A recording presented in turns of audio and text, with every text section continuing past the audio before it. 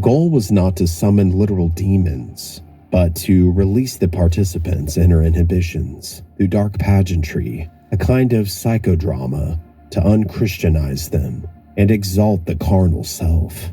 One of the earliest public satanic ceremonies LaVey staged was a satanic wedding, a blatantly blasphemous mockery of a Christian marriage. On February 1st, 1967, just 9 months after the church's founding, LaVey presided over the wedding of journalist John Raymond to New York socialite Judith Case in the Black House. This bizarre midnight service was deliberately open to the press, and it generated international headlines. Under the glare of cameras, LaVey appeared in full demonic regalia, a black hood, cape, and goat head medallion, while the bride and groom donned black robes trimmed in scarlet. A naked woman lay sprawled across the altar, scantily covered by a leopard print cloth, serving as the profane altar of Satan. As LaVey intoned phrases in pseudo-Latin, at one point chanting In nomine Satani, Lucifer excelsius, in a strangely accented growl. He traced an inverted cross on the couple's foreheads. He then rang a gong and declared them bound in Lucifer's name instead of God's. The ceremony was entirely for shock value indeed. The pair had not even bothered to obtain a legal marriage license, but it achieved LaVey's aim of courting controversy.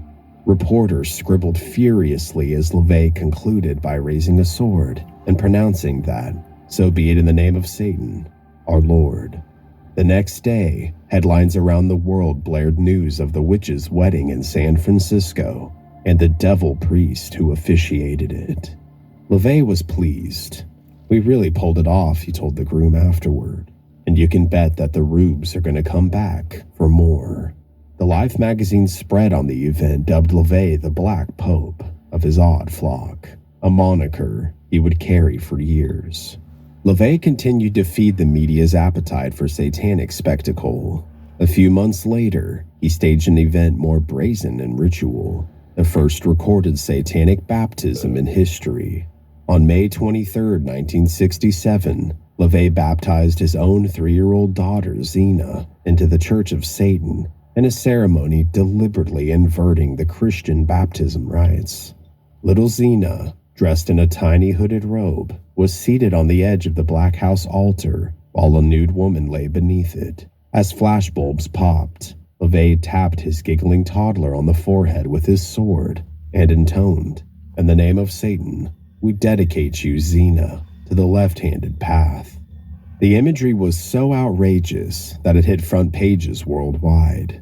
Religious leaders were scandalized, but LaVey gleefully welcomed their outrage.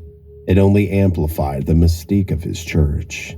He pressed vinyl recordings of the ceremony on an LP titled The Satanic Mass, so that curious listeners could experience the blasphemy secondhand. Between the satanic wedding and baptism, 1967 saw LaVey's fame, or infamy, explode. He appeared on The Tonight Show with Johnny Carson that year, clad in his devilish costume, confidently sparring with Carson's quips. Other talk shows and magazines lined up to feature the intriguing new religious figure, who preached indulgence instead of piety. Even a Jesuit college invited LaVey to lecture, a publicity stunt he undertook with relish and a wicked grin.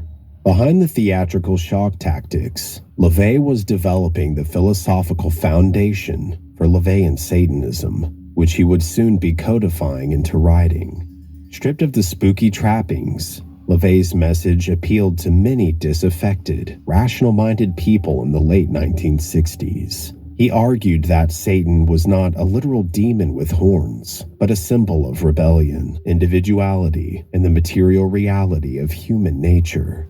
To LaVey, God and the devil were metaphors, one for the life-denying moralism of Christianity, and the other for the life-affirming instincts that Christianity tried to suppress. "I am my own God," LaVey liked to say, and Satan is the symbol of man's carnal nature and prideful spirit. His creed exalted indulgence, not abstinence, vengeance, not turning the other cheek, and unapologetic selfishness as a virtue. LaVey plagiarized freely to build his doctrine. For instance, he drew on Ayn Rand's philosophy of rational egoism, but he also tempered these harsh ideas with a streak of carnival humor and theatrical absurdity, which may have kept his church from tipping into something genuinely dangerous. Many who attended early Church of Satan rituals were struck by the wry irony in LaVey's tone. He often delivered his diatribes with a sly wink, as if acknowledging the cosmic joke of it all. As one lecture attendee recalled, LaVey spoke as if to say, "We are hypocrites to condemn this act, while we in society mutilate each other every day through war, rotten marriages, and the rest of modern life." This mix of frank social commentary, dark humor, and outrageous blasphemy attracted a variety of followers to LaVey's growing movement. By late 1967, LaVey was the center of a small satanic scene in San Francisco and a figure of fascination far beyond. The Church of Satan's Central Grotto, as local chapters were called, and the Black House had initiated dozens of members, issuing red membership cards emblazoned with the sigil of Baphomet to each new Satanist. LaVey would later claim membership in the thousands, though such numbers were likely inflated at the time. What is certain, though, is that his notoriety brought some other notable persons to his door. Among the curious celebrities of the 1960s who orbited LaVey were Hollywood actors, musicians, and underground artists. One of these was the legendary singer Sammy Davis Jr. Davis had an open-minded interest in the occult and was introduced to LaVey by friends at a Hollywood witches' orgy party. The singer found LaVey's philosophy intriguing and even attended Church of Satan rituals. By 1970, Sammy Davis Jr. had officially joined the Church of Satan, proudly accepting a membership card and occasionally defending LaVey in interviews. Another unlikely dabbler was said to be Liberace, the flamboyant pianist, who was rumored to have attended one of LaVey's rituals out of sheer curiosity. LaVey welcomed famous seekers. Their presence only fed his legend, but of all celebrity encounters, none was more fateful or fatal than LaVey's entanglement with blonde bombshell Jayne Mansfield. Mansfield was a popular actress and sex symbol of the 1950s, who by 1966 saw her Hollywood career waning. Ever hungry for publicity, Mansfield was drawn to LaVey's dark glamour like moth to a flame. The two met in the summer of 1966 during a San Francisco film festival, and Mansfield, intrigued, accepted LaVey's invitation to visit the Black House. The unlikely pair forged a peculiar friendship. LaVey, clearly smitten with the voluptuous actress, named her a high priestess of the Church of Satan in a gaudy ceremony, and presented her with a membership certificate, which Mansfield hung on the wall of her pink Los Angeles mansion. They staged a series of publicity photos together, Mansfield posing playfully in LaVey's arms, or seated by her heart-shaped swimming pool, while LaVey, in cape and horns, loomed behind with a leering grin. Mansfield told the press that she was simply interested in what this man had to say and remained a practicing Catholic. But she also called LaVey an interesting person and a genius. Clearly, both understood the publicity value of their association with one another. Beauty and the Beast in real life. In 1967, Mansfield's visits to LaVey became more frequent, and so did the tensions that they caused. Mansfield often brought along her attorney and boyfriend Sam Brody when seeing LaVey, and Brody was openly hostile to the self-proclaimed Satanist. According to legend, during one visit to LaVey's Black House, Brody made the foolish mistake of mocking LaVey's rituals and disrespecting his sanctum. In one account, Brody flippantly lit a forbidden candle on the altar, an act of sacrilege in LaVey's eyes. LaVey was enraged by the insolence. He warned Mansfield that Brody had earned Satan's ire.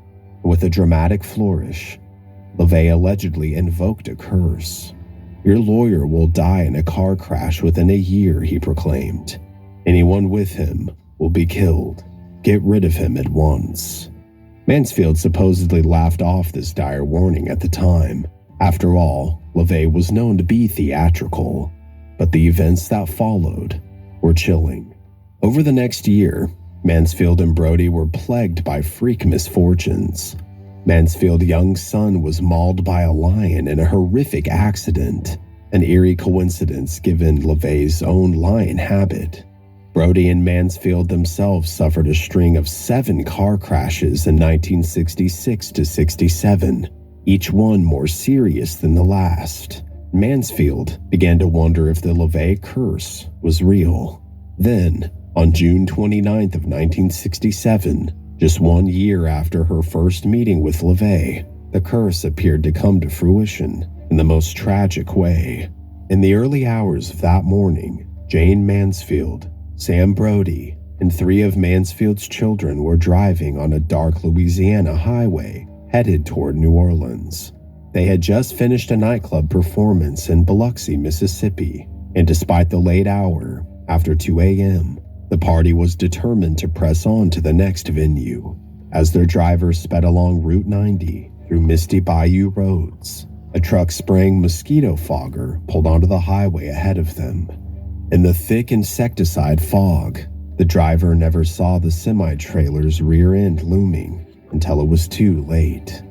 The car slammed into the truck at a high speed, shearing the top off. In an instant, Mansfield, Brody, and the driver were killed.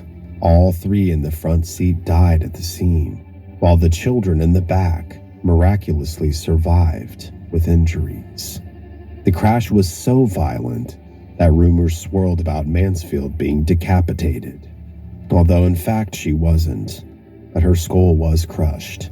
The nation was shocked by the gruesome death of the 34-year-old starlet, and many couldn't help but recall LaVey's ominous prediction. Did the devil kill Jane Mansfield? Blared tabloid headlines.